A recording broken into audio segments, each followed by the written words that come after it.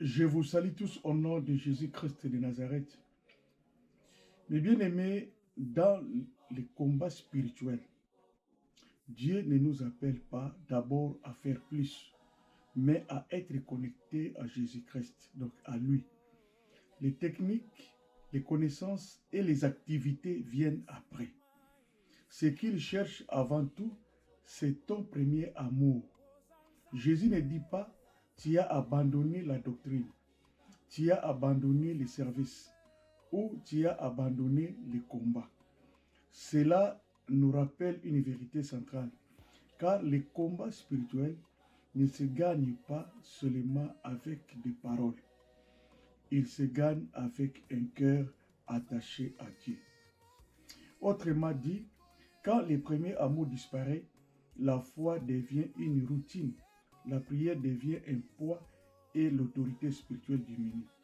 À qui Jésus parle-t-il? Aujourd'hui encore, Dieu constate dans la vie d'un frère ou d'une sœur une réalité spirituelle préoccupante. La foi est toujours là, les services continuent, les activités ne manquent pas, mais ta relation a perdu sa chaleur. Ici, il ne s'agit pas d'un abandon visible, ni d'un reniement public, mais c'est un glissement intérieur. Extérieurement, tout semble normal. Intérieurement, l'attachement s'est déplacé. On continue à faire les choses de Dieu sans la présence profonde de Dieu. Le premier amour ne disparaît pas brusquement. Il s'éteint progressivement. Quand la procédure remplace la relation, quand l'habitude remplace la révélation et quand l'activité prend la place de l'intimité. Dieu ne reproche pas ici le manque d'œuvre, mais l'absence du cœur. Ce n'est pas le service qui est condamné, c'est le service sans amour. Beaucoup prient encore, mais sans fin. C'est prier sans désir, sans attente, sans dépendance. Beaucoup lisent la parole, mais sans feu. Beaucoup obéissent extérieurement, mais sans abandon intérieur. Dans les combats spirituels, cette perte du premier amour est dangereuse, car elle ouvre la porte à la tiédeur, au compromis et à une vie spirituelle gouvernée par l'effort plutôt que par la dépendance au Saint-Esprit. Dieu ne dit pas « tu as tout perdu ». Il dit « souviens-toi d'où tu es tombé ». Cela signifie que la restauration est possible. Ce n'est pas faire plus qui change les choses, c'est d'être plus proche de Dieu. Mes bien-aimés, ce n'est pas remplir l'agenda, mais c'est revenir dans sa présence. Le premier amour, c'est quand Dieu n'est pas un devoir, mais une priorité. C'est quand la prière n'est pas une obligation, mais un refuge. C'est quand l'obéissance coule de l'amour et non de la pression. Peux-tu te poser cette question? Est-ce que je fais encore les choses pour Dieu? Ou est-ce que je marche encore avec Dieu? Lisons Apocalypse,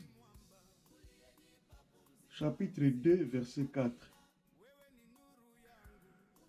Ici, la parole de Dieu est en train de nous dire, donc c'est donc un avertissement adressé à ceux qui ont reçu Jésus-Christ comme Seigneur et Sauveur.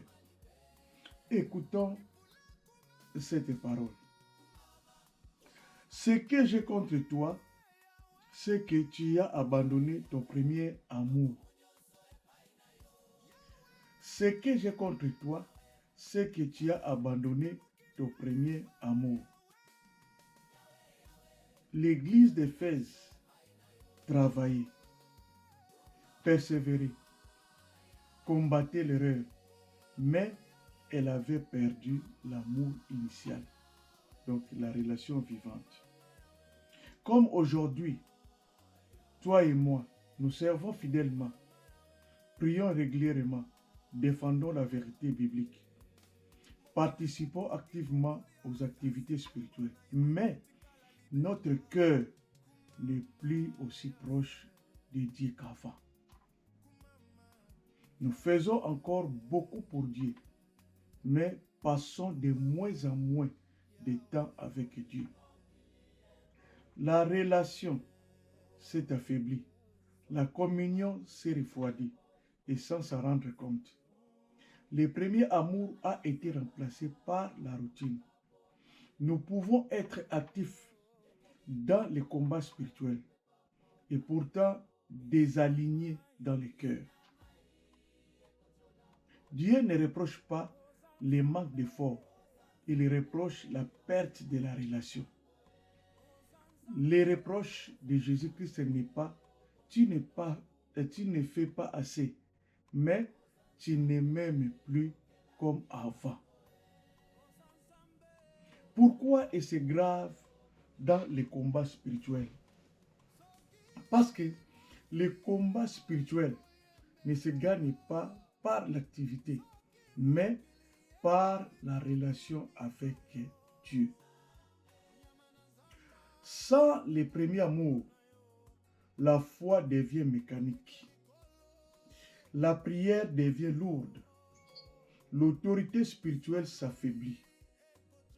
Que nous dit Jean 15, 5? Sans moi, vous ne pouvez rien faire.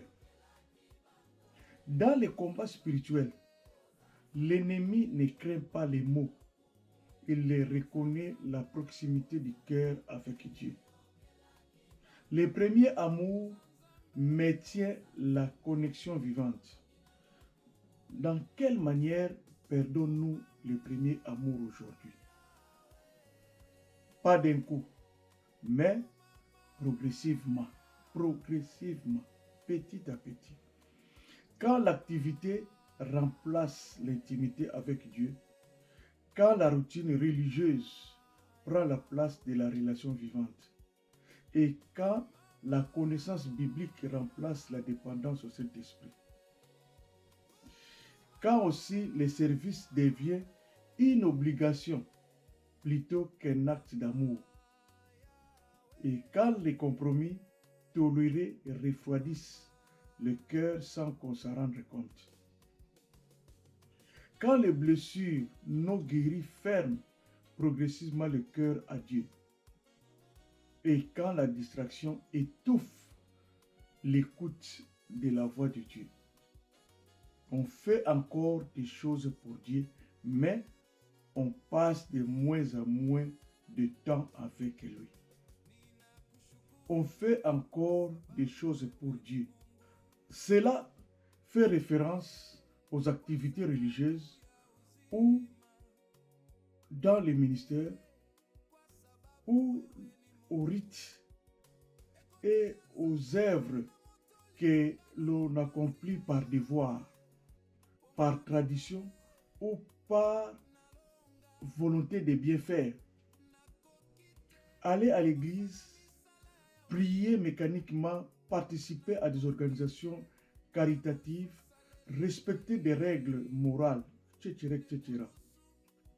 Ces choses sont souvent visibles, structurées et socialement valorisées dans une communauté. Mais on passe de moins en moins de temps avec Dieu. Ici, il s'agit de la relation personnelle, intime et vivante avec Dieu. Passer du temps avec Dieu évoque l'idée d'une présence, d'une écoute, d'un dialogue, d'une contemplation, d'un cœur à cœur. C'est la dimension de l'être plutôt que du faire. Les moins en moins, suggère une érosion progressive, souvent remplacée par les tourbillons, les occupations, même religieuses. Peut s'activer religieusement tout en négligeant la relation qui donne sens à ses actes. C'est le risque de l'extériorité sans intériorité, du service sans communion, de la forme sans la substance. Dans la tradition chrétienne, cela renvoie à Jésus-Christ critiquant les pharisiens. Ce peuple m'honore des lèvres, mais son cœur est loin de moi. Comme nous dit Marc 7,6. La phrase déplore une dérive à la pratique religieuse, devient une fin en soi, un ensemble d'actions à accomplir au détriment de la rencontre personnelle et du temps consacré à cultiver la présence de Dieu dans le silence, la prière authentique et l'abandon. Cet appel à recentrer l'essentiel, d'abord la relation, ensuite les œuvres qui en découlent naturellement. Parce que le premier amour ferme la porte à l'ennemi. Quand on aime Dieu sincèrement, on veille sur ses pensées. On discerne plus vite les mal. On fuit ce qui attriste le Saint-Esprit. Comme nous dit Éphésiens chapitre 4, verset 27. Ne donnez pas accès au diable. On peut ressentir la colère, mais on ne doit pas la laisser nous contrôler. Quand la colère est gardée, nourrie ou justifiée, elle ouvre la porte à l'amertume. Elle détruit la paix intérieure. Elle brise les relations. Elle affaiblit la vie spirituelle. Satan utilise alors cette colère pour diviser, accuser, décourager, éloigner de Dieu. Quand l'amour pour Dieu refroidit, le cœur se vide, la vigilance baisse, les portes s'ouvrent. Le premier amour protège. Exemple, la colère en elle-même n'est pas forcément un péché. Le danger apparaît quand on s'y abandonne, on la laisse nourrir l'orgueil, la haine ou un sentiment de supériorité morale. La colère non traitée conduit au péché. Elle donne au diable une occasion d'agir. L'intimité avec Dieu commence par la foi, comme nous dit Hébreux 11,6. Or, sans la foi, il est impossible de lui être agréable. Je relis. Or, sans la foi, il est impossible de lui être agréable. Mais bien aimé, la vraie intimité avec Dieu ne peut pas exister sans la foi. La foi est la porte de la relation. Sans la foi, on peut parler de Dieu, on peut connaître des choses sur Dieu, on peut pratiquer une religion, mais on ne peut pas marcher avec Dieu. La foi, ce n'est pas seulement croire que Dieu existe. C'est lui faire confiance, s'attacher à lui et s'abandonner à Dieu lui-même. Que nous dit Jean chapitre 17, verset 3. La vie éternelle, c'est qu'ils te connaissent. La vie éternelle, c'est qu'ils te connaissent. Jésus explique que connaître Dieu est l'essence même de la vie éternelle. Connaître Dieu est l'essence même de la vie éternelle. La vie éternelle est un don que nous recevons lorsque nous entrons dans une relation personnelle avec Dieu en Jésus-Christ. Nous ne pouvons pas réellement connaître Dieu sans avoir la vie éternelle. Et au cœur de la vie éternelle se trouve une connaissance intime de Dieu. Cette connaissance n'est pas intellectuelle, elle est relationnelle. Sans la foi, il peut y avoir des émotions, des expériences religieuses, des habitudes spirituelles, mais pas d'intimité réelle. Dans les combats spirituels, une foi vivante nourrit l'intimité et une intimité vivante renforce l'autorité. Une foi sans intimité est un danger réel. Que nous dit Jacques chapitre 2 verset 19? Tu crois qu'il y a un seul Dieu, tu fais bien. Les démons le croient aussi et ils tremblent. Mais bien aimé, ce verset est très fort. Il nous montre qu'il est possible de croire sans aimer, de croire sans demeurer, de croire sans intimité. La foi ici n'est pas niée, mais elle est vide de relations. Quelle est cette foi sans intimité? C'est une foi qui peut exister sans relation profonde avec Dieu. Foi intellectuelle, je sais que Dieu existe. Foi doctrinale, je connais les vérités bibliques. Foi religieuse, je pratique des rites, des habitudes spirituelles.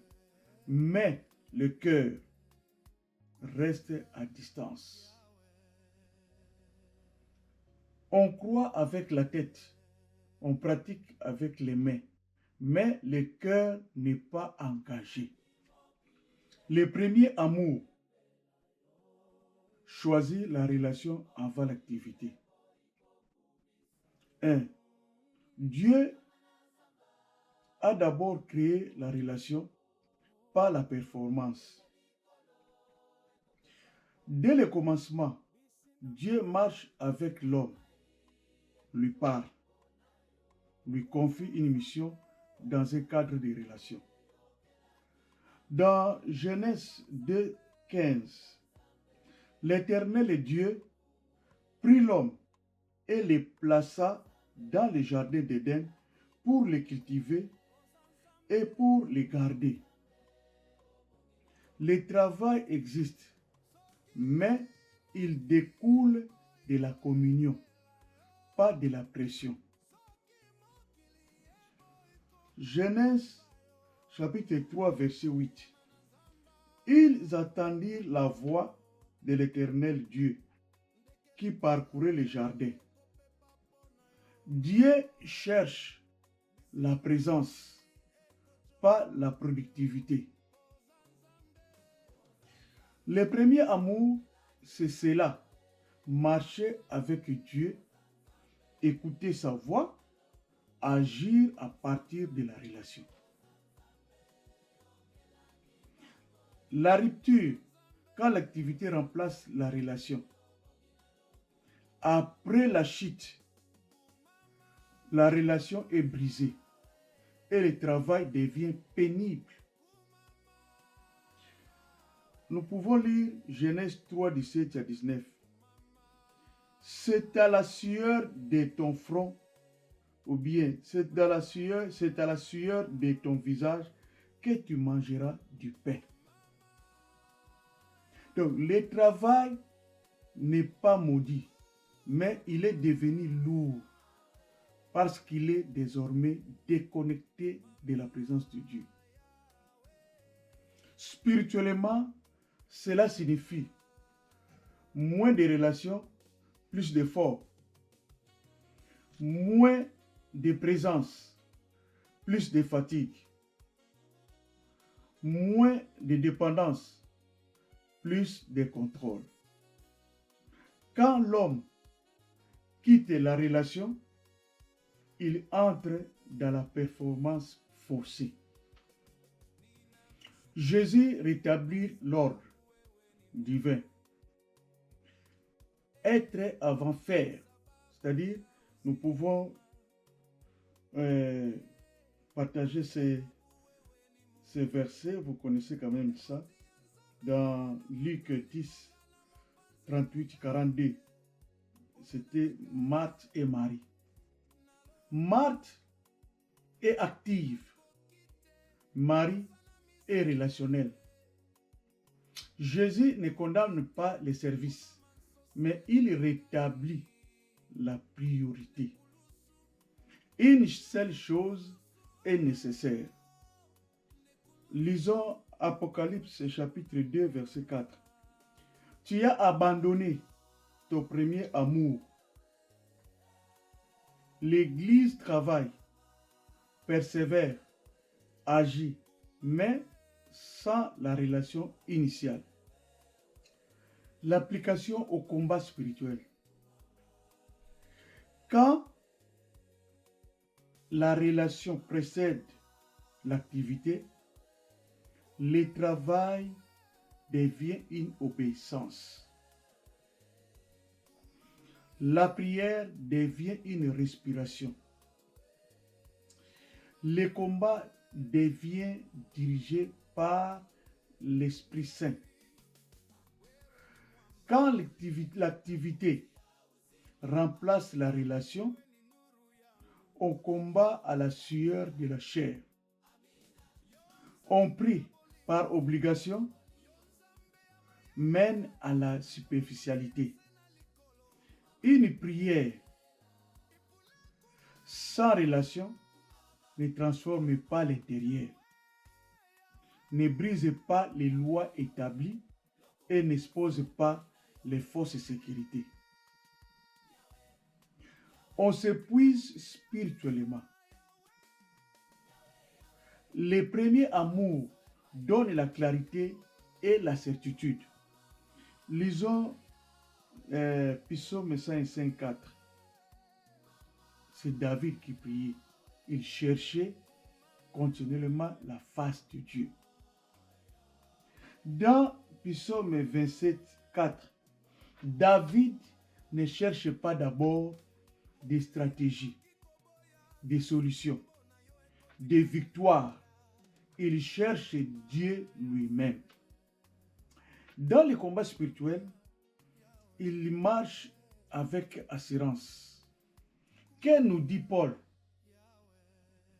Priez sans cesse. Priez sans cesse. À première vue, cela peut sonner comme une obligation lourde, presque une règle impossible à tenir. Mais bibliquement, Paul ne parle pas d'une obligation religieuse. Il parle d'une loi de vie spirituelle. Obligation religieuse contre dépendance spirituelle. Une obligation religieuse dit « Je dois prier pour être en règle ». La dépendance spirituelle dit « Je prie parce que sans Dieu, je ne peux rien faire ». Paul n'impose pas un fardeau, il révèle une réalité.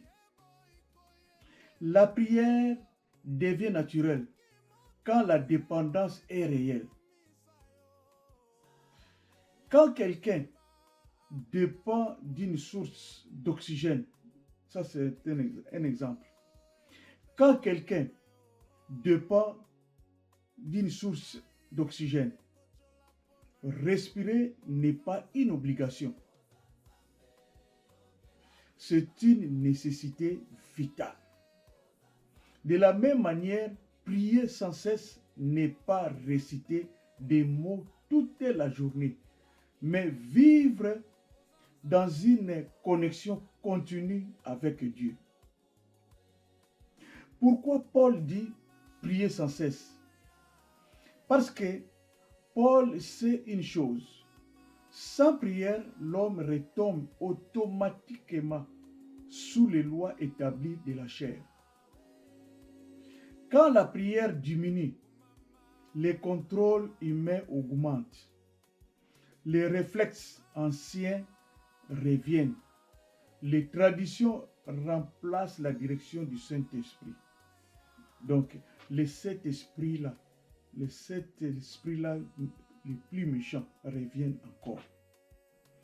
Ainsi, Paul n'ordonne pas « faites plus d'efforts », mais il avertit « sans communion constante avec Dieu, vous serez gouverné par autre chose ».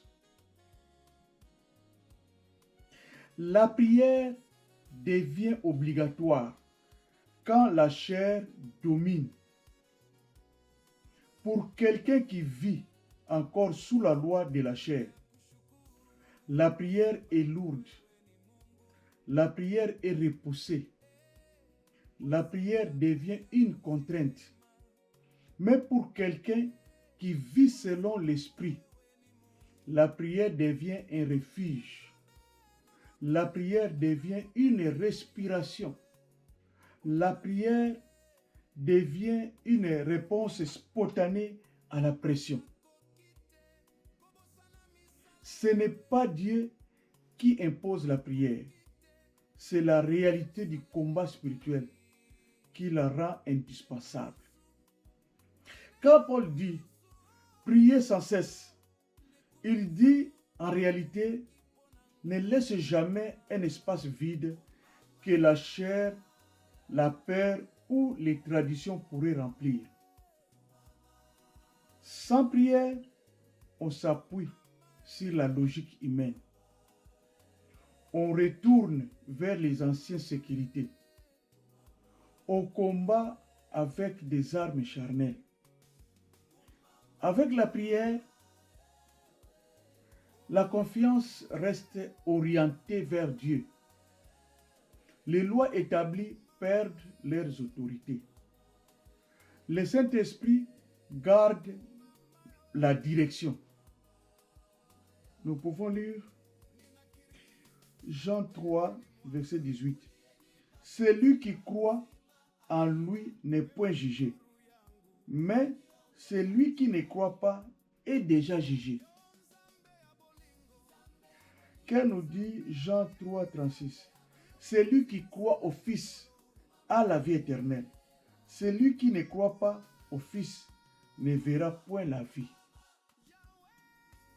Croire, ce n'est pas seulement accepter une idée, c'est faire confiance, s'attacher, s'abandonner à Jésus-Christ. Il n'y a pas de zone neutre. Onazala na katikati, naza kote mususu na Yesu, kote mususu na mukili. Non. Il n'y a pas de zone neutre. La foi ou le refus détermine l'issue. Qu'est-ce nous dit Romains 14, verset 12. Ainsi chacun de nous rendra compte à Dieu pour lui-même. Ça c'est Romains 14, 12. Qu'est-ce nous dit Apocalypse 22, 15. Les morts furent jugés selon leurs œuvres. Les morts furent jugés selon leurs œuvres. Mais Dieu nous appelle encore à la repentance. 2 Pierre 3, verset 9 nous dit « Le Seigneur ne tarde pas dans l'accomplissement de la promesse, comme quelques-uns le croient, mais il use de patience envers vous, ne voulant pas qu'aucun périsse, mais voulant que tous arrivent à la repentance. » Arrive à la repentance. Le jugement est réel, mais la grâce est encore offerte aujourd'hui. Jésus restaure le premier amour. Lisons Jean 15, 4. Jésus ne demande pas plus d'efforts. Il demande de demeurer. Dans Jean 15, 4. De demeurer. Les combats spirituels commencent par la relation. Dans les combats spirituels, le premier amour se cultive chaque jour. Parler à Dieu avec simplicité. Écouter sa voix. Obéir rapidement. Demeurer dans sa présence. Éviter les routines. Un temps court mais sincère vaut mieux que des longues pratiques sans relation.